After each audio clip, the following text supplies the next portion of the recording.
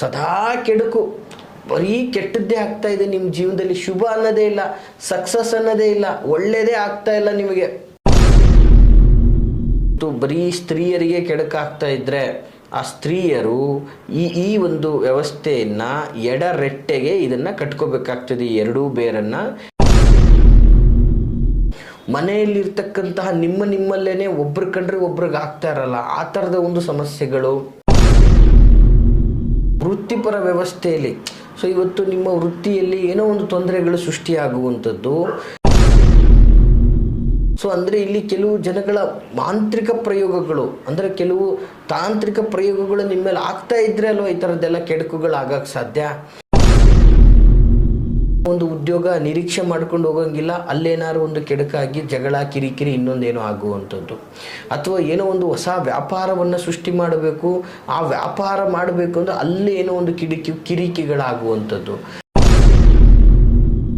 ನಿಮ್ಮ ಜೀವನದಲ್ಲಿ ನಿಮ್ಮ ಏಳಿಗೆಗೆ ಅಥವಾ ನಿಮ್ಮ ಅಭಿವೃದ್ಧಿಗೆ ನಿಮಗಾಗೋ ಕೆಡುಕುಗಳನ್ನು ತಡೆಯೋದಕ್ಕೆ ಬಹಳ ಅದ್ಭುತವಾದಂತಹ ರಹಸ್ಯವಾದಂತಹ ತಂತ್ರವನ್ನು ನಾನು ನಿಮಗೆ ಹೇಳ್ಕೊಡ್ತಾ ಇದ್ದೀನಿ. ನಮಸ್ತೆ ವೀಕ್ಷಕರೇ, ನಾನು ನಿಮ್ಮ ಮೈಸೂರಿನ ಶ್ರೀನಿವಾಸನ್. ವೀಕ್ಷಕರೇ ನೋಡಿ, ಇವತ್ತು ಬಹಳ ಅದ್ಭುತವಾದಂತಹ ಬಹಳ ರಹಸ್ಯವಾದಂತಹ ತಂತ್ರವನ್ನು ನಾನು ನಿಮಗೆ ಹೇಳ್ಕೊಡ್ತಾ ಇದ್ದೀನಿ ವೀಕ್ಷಕರೇ. ನೋಡಿ, ಸಾಮಾನ್ಯವಾಗಿ ಸದಾ ನಿಮ್ಮ ಮನೆಯಲ್ಲಿ ಒಂದಲ್ಲ ಒಂದು ರೀತಿಯಲ್ಲಿ ಕೆಡುಕುಗಳಾಗ್ತಾನೇ ಇದೆ ಅಂತಂದರೆ ಆ ಕೆಡುಕುಗಳನ್ನು ನಿವಾರಣೆ ಮಾಡಲಿಕ್ಕೆ ನೋಡಿ ಬಹಳ ಅದ್ಭುತವಾದಂತಹ ತಂತ್ರ. ನಿಮ್ಮ ಜೀವನದಲ್ಲಿ ನಿಮ್ಮ ಏಳಿಗೆಗೆ ಅಥವಾ ನಿಮ್ಮ ಅಭಿವೃದ್ಧಿಗೆ ನಿಮಗಾಗೋ ಕೆಡುಕುಗಳನ್ನು ತಡೆಯೋದಕ್ಕೆ ಬಹಳ ಅದ್ಭುತವಾದಂತಹ ರಹಸ್ಯವಾದಂತಹ ತಂತ್ರವನ್ನು ನಾನು ನಿಮಗೆ ಹೇಳ್ಕೊಡ್ತಾ ಇದ್ದೀನಿ.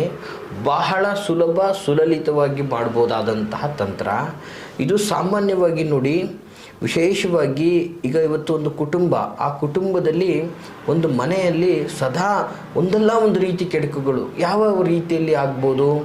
ಸಾಮಾನ್ಯವಾಗಿ ಇವತ್ತೊಂದು ದಿನ ನಿಮ್ಮ ಮನೆಯಲ್ಲಿ ಏನೋ ಒಂದು ಅಭಿವೃದ್ಧಿ ಕಾರ್ಯವನ್ನು ಮಾಡಬೇಕು, ಆಗ್ತಾ ಇಲ್ಲ, ಬರೀ ಅಡೆತಡೆಗಳೇ ಆಗ್ತಾ ಇರುತ್ತೆ.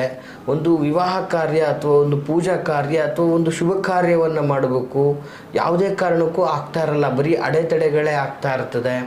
ಮತ್ತು ಮನೆಯಲ್ಲಿ ಸದಾ ಒಂದು ರೀತಿಯಾದಂಥ ಸ್ಮಶಾನ ಮೌನ, ಮನೆಯಲ್ಲಿರ್ತಕ್ಕಂತಹ ನಿಮ್ಮಲ್ಲೇ ಒಬ್ರು ಕಂಡ್ರೆ ಒಬ್ರಿಗೆ ಆಗ್ತಾ ಇರಲ್ಲ, ಆ ಥರದ ಒಂದು ಸಮಸ್ಯೆಗಳು. ಮನೆ ಅನ್ನುವಂಥದ್ದು ಒಂದು ರೀತಿಯಲ್ಲಿ ನರಕ ಅನ್ನಿಸ್ತಾ ಇರುತ್ತೆ. ದುಡಿದು ಬಂದರೂ ಮನೆಯಲ್ಲಿ ನೆಮ್ಮದಿ ಇರೋದಿಲ್ಲ. ಸೊ ಮತ್ತು ವಿಶೇಷವಾಗಿ ಏನಾಗ್ತಾ ಇರ್ತದೆ ಅಂದರೆ ಮನೆಯಲ್ಲಿ ಸದಾ ಏಳು ಬೀಳುಗಳೇ, ಅಂದರೆ ಜಗಳ ಜಂಜಾಟ ಒಂದು ಕಡೆ ಆಗ್ಬೋದು, ಅಥವಾ ಮನೆಯಲ್ಲಿ ಸದಾ ಏಳು ಬೀಳು. ಒಬ್ಬರು ಚೆನ್ನಾಗಿದ್ದರೆ ಇನ್ನೊಬ್ರಿಗೆ ಏನೋ ಒಂದು ಪ್ರಾಬ್ಲಮ್ ಆಗಿರ್ತದೆ ಮನೆಯಲ್ಲಿ, ಅಥವಾ ಇನ್ನೊಬ್ಬರು ಚೆನ್ನಾಗಿ ಆಗ್ತಾ ಇದ್ದಾರೆ ಅಂದ ತಕ್ಷಣ ಮತ್ತೊಬ್ಬರಿಗೆ ಏನೋ ಒಂದು ಪ್ರಾಬ್ಲಮ್ ಆಗಿರ್ತದೆ. ಮತ್ತು ಮನೆಯಲ್ಲಿ ಅನಿರೀಕ್ಷಿತವಾಗಿ ಒಬ್ಬರು ಕಂಡ್ರೆ ಒಬ್ರಿಗಾಗದೆ ನಾನು ಅನ್ನುವಂಥ ವ್ಯವಸ್ಥೆಗೆ ಬಂದ್ಬಿಡುತ್ತೆ. ಸೊ ಜೊತೆಗೆ ಸದಾ ಕೆಡುಕು, ಅಂದರೆ ಮಾಡೋ ಕೆಲಸ ಕಾರ್ಯದಲ್ಲಿ ಏನೋ ಅಪವಾದಗಳು ಬರುವಂಥದ್ದು, ಅಥವಾ ಹೋಗ್ತಾ ಇರೋ ದಾರಿಯಲ್ಲಿ ಗಂಡಾಂತರಗಳು ಎದುರಾಗುವಂಥದ್ದು, ಸಣ್ಣ ಪುಟ್ಟ ಆಕ್ಸಿಡೆಂಟ್ಗಳಿಗೆ ಗುರಿಯಾಗುವಂಥದ್ದು, ಅಥವಾ ಅನಿರೀಕ್ಷಿತ ಆಘಾತಗಳಾಗುವಂಥದ್ದು, ಈ ರೀತಿಯಾದಂಥ ಸಮಸ್ಯೆಗಳು. ಜೊತೆಗೆ ವಿಶೇಷವಾಗಿ ಏನಾಗ್ತದೆ ವೃತ್ತಿಪರ ವ್ಯವಸ್ಥೆಯಲ್ಲಿ. ಸೊ ಇವತ್ತು ನಿಮ್ಮ ವೃತ್ತಿಯಲ್ಲಿ ಏನೋ ಒಂದು ತೊಂದರೆಗಳು ಸೃಷ್ಟಿಯಾಗುವಂಥದ್ದು. ನಿಮ್ಮ ಒಂದು ಬಹಳ ಆತ್ಮೀಯರು, ಬಹಳ ವರ್ಷದಿಂದನೂ ನೀವು ಅಂದರೆ ಪ್ರೀತಿ, ಅಷ್ಟೊಂದು ಮಮಕಾರ, ಒಂದು ಬಾಂಧವ್ಯ ಇರತಕ್ಕಂಥವ್ರು ಏಕಾಏಕಿ ನಿಮ್ಮ ವಿರುದ್ಧ ನೆಗೆಟಿವ್ ಆಗಿ ಕಮೆಂಟ್ಸ್ ಮಾಡುವಂಥದ್ದು, ಅಥವಾ ನಿಮ್ಮ ಮೇಲೆ ಜಗಳಕ್ಕೆ ಬರುವಂಥದ್ದು, ಅಥವಾ ನಿಮ್ಮನ್ನು ಒಂದು ರೀತಿಯಲ್ಲಿ ತುಚ್ಛವಾಗಿ ಕಾಣುವಂಥ ವ್ಯವಸ್ಥೆಗಳು ಕಾಣ್ಬೋದು. ನಿಮಗೆ ಒಂದು ರೀತಿಯಲ್ಲಿ ಆಶ್ಚರ್ಯ ಆಗಿಬಿಡ್ತದೆ ವೀಕ್ಷಕರು, ಏನಿದು ಅಷ್ಟು ಆತ್ಮೀಯಲ್ಲಿದ್ದಂಥವ್ರು ನನಗೆ ಹಿಂಗೆ ಯಾಕೆ ಅಂದ್ಬಿಟ್ರು, ಯಾಕೆ ಹಿಂಗೆ ಆಗ್ತಾ ಇದೆ ನಮಗೆ.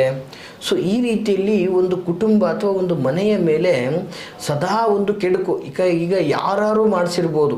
ಇವತ್ತು ನಿಮಗೆ ಕೆಡುಕಾಗಲಿ, ನಿಮಗೆ ಸುಮ್ಮನೆ ಕೆಡುಕಾಗ್ತಾ ಇದೆ, ಸುಮ್ಮನೆ ಕೆಡುಕಾಗುತ್ತಾ ನಿಮಗೆ. ಸೊ ಅಂದರೆ ಇಲ್ಲಿ ಕೆಲವು ಜನಗಳ ಮಾಂತ್ರಿಕ ಪ್ರಯೋಗಗಳು, ಅಂದರೆ ಕೆಲವು ತಾಂತ್ರಿಕ ಪ್ರಯೋಗಗಳು ನಿಮ್ಮ ಮೇಲೆ ಆಗ್ತಾ ಇದ್ರೆ ಅಲ್ವ ಈ ಥರದ್ದೆಲ್ಲ ಕೆಡುಕುಗಳು ಆಗಕ್ಕೆ ಸಾಧ್ಯ. ಸೊ ಮನೆಯಲ್ಲಿ ಕೆಲವೊಂದು ವ್ಯವಸ್ಥೆಯಲ್ಲಿ ನಾವು ನೋಡಿದ್ದೀವಿ ವೀಕ್ಷಕರೇ, ಸಾವು ನೋವುಗಳೇ ಸಂಭವಿಸ್ಬಿಟ್ಟಿದೆ. ಎಷ್ಟೋ ಮನೆಗಳಲ್ಲಿ ಸಾವು ನೋವುಗಳೇ ಆಗ್ಬಿಟ್ಟಿದೆ.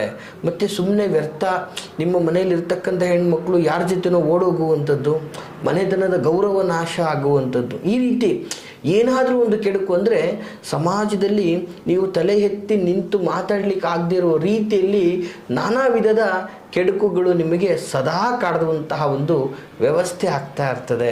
ಬರೀ ಕೆಡುಕು, ಏನೋ ಒಂದು ಉದ್ಯೋಗ ನಿರೀಕ್ಷೆ ಮಾಡ್ಕೊಂಡು ಹೋಗೋಂಗಿಲ್ಲ, ಅಲ್ಲೇನಾದ್ರು ಒಂದು ಕೆಡುಕಾಗಿ ಜಗಳ ಕಿರಿಕಿರಿ ಇನ್ನೊಂದೇನೋ ಆಗುವಂಥದ್ದು, ಅಥವಾ ಏನೋ ಒಂದು ಹೊಸ ವ್ಯಾಪಾರವನ್ನು ಸೃಷ್ಟಿ ಮಾಡಬೇಕು, ಆ ವ್ಯಾಪಾರ ಮಾಡಬೇಕು ಅಂದರೆ ಅಲ್ಲೇ ಏನೋ ಒಂದು ಕಿರಿಕಿಗಳಾಗುವಂಥದ್ದು, ಅಥವಾ ಯಾವುದಾದ್ರೂ ಒಂದು ಆಸ್ತಿ ಮನೆ ಖರೀದಿ ಮಾಡಬೇಕು ಅಂದರೆ ಅಲ್ಲೂ ನಿಮಗೆ ಕಿರಿಕಾಗುವಂಥದ್ದು, ಕೆಡಕಾಗುವಂಥದ್ದು. ಅಂದರೆ ಅದರಲ್ಲಿ ಏನಾದ್ರು ಅವ್ಯವಹಾರಗಳಾಗಿ ಸಿಗಾಕೊಂಡು ನೋವನ್ನು ಅನುಭವಿಸ್ಕೊಂಡು ಧನ ಧಾನ್ಯಗಳನ್ನು ಕಳ್ಕೊಂಡು ಕೊರಗ್ತಾ ಕೂತ್ಕೊಳ್ಳೋದು ಮನೆಯಲ್ಲಿ.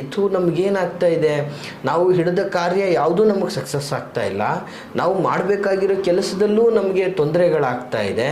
ಸೊ ಮೇಲಧಿಕಾರಿಗಳಿಂದ ಕಿರಿಕಿರಿ ಅಥವಾ ಅಕ್ಕಪಕ್ಕದವರಿಂದ ಕಿರಿಕಿರಿ, ಅಥವಾ ಏನಂದರೆ ಒಂದು ರೀತಿಯಲ್ಲಿ ನಿಮಗೆ ಬರೀ ಕೆಡುಕುಗಳೇ ಆಗ್ತಾ ಇರುತ್ತೆ ನಿಮಗೆ ವೀಕ್ಷಕರೇ.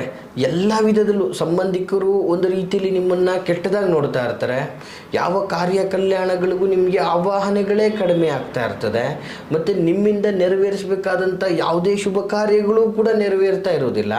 ಸೊ ಹೀಗೆ ಸದಾ ಕೆಡುಕು, ಬರೀ ಕೆಟ್ಟದ್ದೇ ಆಗ್ತಾ ಇದೆ ನಿಮ್ಮ ಜೀವನದಲ್ಲಿ. ಶುಭ ಅನ್ನೋದೇ ಇಲ್ಲ, ಸಕ್ಸಸ್ ಅನ್ನೋದೇ ಇಲ್ಲ, ಒಳ್ಳೆಯದೇ ಆಗ್ತಾ ಇಲ್ಲ ನಿಮಗೆ ವೀಕ್ಷಕರೇ. ಬರೀ ಕಷ್ಟ ಕಷ್ಟ ಕಷ್ಟ. ಬಾಲ್ಯದಿಂದ ಹಿಡಿದು ಯೌವನಾವಸ್ಥೆಗೆ ಬಂದಾಯಿತು, ಯೌವನದಿಂದ ವೃದ್ಧಾಪ್ಯಗೆ ಬರಲಿಕ್ಕೆ ಸ್ಟಾರ್ಟ್ ಆಯಿತು, ಬರೀ ಕಷ್ಟನೇ ಅನುಭವಿಸ್ತಾ ಇದ್ದೀವಿ. ಲೈಫಲ್ಲಿ ಇಷ್ಟಪಟ್ಟಿದ್ದು ಯಾವುದು ಪಡೆಯೋಕ್ಕೆ ಆಗ್ತಾ ಇಲ್ಲ, ಬರೀ ಕೆಡುಕಾಗ್ತಾ ಇದೆ. ಇದು ನೋಡಿ, ಸಾಮಾನ್ಯವಾಗಿ ಮಾನವ ನಿರ್ಮಿತವಾಗಿ ಕೆಡುಕುಗಳು ಮಾಡ್ಕೊಳ್ಳೋದು ಬೇರೆ, ಜೊತೆಗೆ ಈ ಮಾಂತ್ರಿಕ ಪ್ರಭಾವಗಳಿಂದ ಕೆಡುಕಾಗೋದು ಬೇರೆ, ಅಥವಾ ನಿಮಗೆ ಆಗದ ಜನಗಳು ನಿಮಗೆ ಮಾಡ್ತಾ ಇರ್ತಕ್ಕಂತಹ ಕೆಡುಕುಗಳು ಬೇರೆ, ಅಥವಾ ನಿಮ್ಮ ದೈವ ದೇವರುಗಳಿಂದ ನಿಮ್ಮ ಒಂದು ಪಾಪ ಕರ್ಮಗಳಿಂದ ಅನುಭವಿಸ್ತಾ ಇರುವಂತಹ ಕೆಡುಕುಗಳು ಬೇರೆ. ಈ ಯಾವುದೇ ಥರದ ಕೆಡುಕುಗಳನ್ನು ನೀವು ಅನುಭವಿಸ್ತಾ ಇದ್ರೂ ಸಹ ವೀಕ್ಷಕರೇ, ಈ ಕೆಡುಕುಗಳಿಂದ ಸಂಪೂರ್ಣವಾಗಿ ಮುಕ್ತಿ ಹೊಂದಲಿಕ್ಕೆ ಅದ್ಭುತವಾದ ರಹಸ್ಯ ತಂತ್ರವೊಂದನ್ನು ನಾನು ನಿಮಗೆ ತಿಳಿಸ್ತಾ ಇದ್ದೀನಿ. ದಯಮಾಡಿ ನೋಟ್ ಮಾಡ್ಕೊಳ್ಳಿ. ಬಹಳ ಅಂದರೆ ಬಹಳ ಸುಲಭವಾದಂತಹ ಒಂದು ಅದ್ಭುತ ತಂತ್ರ ಇದಾಗಿರ್ತದೆ ವೀಕ್ಷಕರೇ. ಏನಪ್ಪ ಆ ಒಂದು ತಂತ್ರ ಅಂತಂದರೆ, ವಿಶೇಷವಾಗಿ ಯಾವುದಾದ್ರೂ ಅಮಾವಾಸ್ಯೆ ಅಥವಾ ಹುಣ್ಣಿಮೆ ವೀಕ್ಷಕರೇ, ಈ ತಂತ್ರಗಳನ್ನು ಮಾಡಬೇಕಾದ್ರೆ ಇಂತಹ ದಿನಗಳಲ್ಲೇ ಸ್ಪೆಸಿಫಿಕ್ ಆಗಿ ಮಾಡಬೇಕಾಗ್ತದೆ. ಯಾವುದಾದ್ರೂ ಅಮಾವಾಸ್ಯೆ ಅಥವಾ ಹುಣ್ಣಿಮೆಯ ದಿನ ವಿಶೇಷವಾಗಿ ಈ ತಾಳೆ ಮರ ಅಂಥೇಳಿ ಸಾಮಾನ್ಯವಾಗಿ ಇದನ್ನು ನೋಡಿರ್ತೀರ, ಕೆಲವು ಕಡೆ ಅಪರೂಪಕ್ಕೆ ಇದು ಕಾಣಿಸ್ಕೊಳ್ಳುವಂಥದ್ದು, ಮತ್ತು ಬಹಳ ನಿರ್ಜಲವಾದ ಜಾಗಗಳಲ್ಲಿರುತ್ತೆ, ಅಥವಾ ಕೆಲವು ಜನ ಬೆಳೀತಾರೆ, ಇದನ್ನು ಬೆಳೆಯುವಂತಹ ಪದಾರ್ಥ ಇದು. ಈ ತಾಳೆ ಮರದ ಬೇರು, ಸಾಮಾನ್ಯವಾಗಿ ಈ ಬೇರನ್ನು ತೆಗೆದುಕೊಂಡು ಜೊತೆಗೆ ಖರ್ಜೂರದ ಬೇರನ್ನು, ಈ ಎರಡೂ ಬೇರನ್ನು ಸಹ ತೆಗೆದುಕೊಂಡು ಫಸ್ಟು ಸಂಪೂರ್ಣವಾಗಿ ಶುಚಿಯಾಗಿ ಅದನ್ನು ನೀಟಾಗಿ ಕ್ಲೀನಾಗಿ ಶುಭ್ರವಾದ ರೀತಿಯಲ್ಲಿ ತೊಳ್ಕೊಂಡು, ನಂತರ ಅದಕ್ಕೆ ಕುಂಕುಮ ಅರಿಶಿಣ ಗಂಧಾದಿಗಳಿಂದ ಲೇಪನವನ್ನು ಮಾಡಿ, ಲೇಪಿಸಿದ ನಂತರ ವಿಶೇಷವಾಗಿ ಈ ಮಂತ್ರವನ್ನು 21 ಬಾರಿ ಜಪಿಸಬೇಕು ವೀಕ್ಷಕರೇ. ಬಹಳ ಸುಲಭವಾದಂತಹ ಮಂತ್ರ ಸ್ವರೂಪ ಹೀಗಿರ್ತಕ್ಕಂಥದ್ದು, ನೋಟ್ ಮಾಡ್ಕೊಳ್ಳಿ. ಓಂ ನಮೋ ಬ್ರಹ್ಮವಾಸಿನಿ ರಕ್ಷ ರಕ್ಷ ಟಹ ಟಹ ಸ್ವಾಹ. ನೋಡಿ, ನಿಮಗೆ ಮತ್ತೊಂದು ಸಲ ಈ ಒಂದು ಮಂತ್ರ ಸ್ವರೂಪವನ್ನು ಹೇಳ್ಕೊಡ್ತಾ ಇದ್ದೀನಿ. ಓಂ ನಮೋ ಬ್ರಹ್ಮವಾಸಿನಿ ರಕ್ಷ ರಕ್ಷ ಟಹ ಟಹ ಸ್ವಾಹ. ಈ ಮಂತ್ರವನ್ನು ನೀವು 21 ಬಾರಿ ಜಪಿಸಿ, ನಂತರ ಅದನ್ನು, ಇವತ್ತು ಬರೀ ಸ್ತ್ರೀಯರಿಗೆ ಕೆಡುಕಾಗ್ತಾ ಇದ್ದರೆ ಆ ಸ್ತ್ರೀಯರು ಈ ಒಂದು ವ್ಯವಸ್ಥೆಯನ್ನು ಎಡರೆಟ್ಟೆಗೆ ಇದನ್ನು ಕಟ್ಕೋಬೇಕಾಗ್ತದೆ. ಈ ಎರಡೂ ಬೇರನ್ನು ಎಡರೆಟ್ಟೆಗೆ ಇದನ್ನು ನೀವು ಕಟ್ಕೋಬೇಕಾಗ್ತದೆ. ಹಾಗೆ ಪುರುಷರಿಗೆ ಇದು ತುಂಬ ಎಫೆಕ್ಟ್ ಆಗ್ತಾ ಇದೆ, ತುಂಬ ಕೆಡುಕಾಗ್ತಾ ಇದೆ ಅಂತಂದರೆ ಪುರುಷರು ಇದನ್ನು ಸೊಂಟಕ್ಕೆ, ಉಡ್ದಾರಕ್ಕೆ ಇದನ್ನು ಕಟ್ಕೋಬೋದಾಗ್ತದೆ. ಈ ರೀತಿಯಲ್ಲಿ ನೀವು ಮಾಡಿದ್ದೆ ಆದರೆ ನಿಮಗಾಗುವ ಕೆಡುಕುಗಳಿಂದ, ನಿಮಗಾಗುವಂತಹ ಕೆಟ್ಟದರಿಂದ ಮುಕ್ತಿ ಹೊಂದಬಹುದು. ಜೊತೆಗೆ ಅನಿರೀಕ್ಷಿತವಾಗಿ ಬರುವಂತಹ ಗಂಡಾಂತರಗಳಿಂದ ಮುಕ್ತಿಯನ್ನು ಹೊಂದಬಹುದು.